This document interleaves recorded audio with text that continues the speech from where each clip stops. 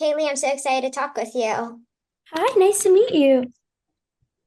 My first question is, what made you want to be part of this film, and can you share with us what it was like to audition for this film? I was filming my last season of The Walking Dead, which is a really scary show, which is complete opposite of If.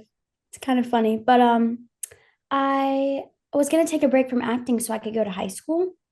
But then my agent called and she said, "I know you want to take a break, but John Krasinski has this movie. It's called If, and it's a fun family movie." And that's all I knew. But I knew who John was, and I loved his work, so I was like, "Yes, I'll do it." So I got to go to New York for my audition, and I did my audition with John and Ryan in the room. And then I went back to Georgia and I kept filming Walking Dead.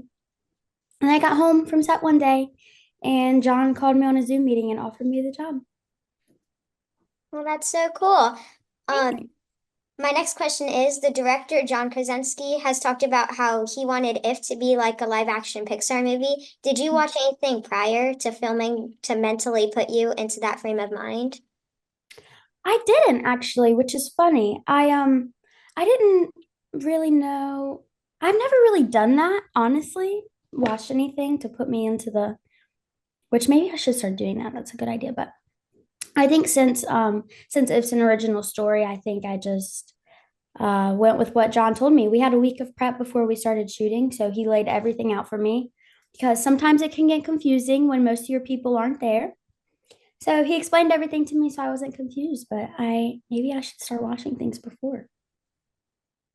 My next question is, what part of the movie did you find most exciting to film? I think the dance scene where I am in the little Tina Turner video, just because I've been dancing since I was one and I'm 17. So a very long time. And it's my favorite thing to do ever. I think it's so fun. So I was really excited about that. We got to shoot that for like 2 or 3 days and I just danced all day. Well, that was my favorite part of the movie. Hey, me too. My next question is, you have some emotional parts in the movie, which make it feel very real. When portraying emotions like that, do you ever get emotional? Yeah, definitely. I think it depends on the situation. But for me, filming If, I don't think I was ever acting, especially in the emotional scenes. That was just very me. Obviously, I know it's all pretend, but I think just the way John wrote it, the things B was going through really hit me.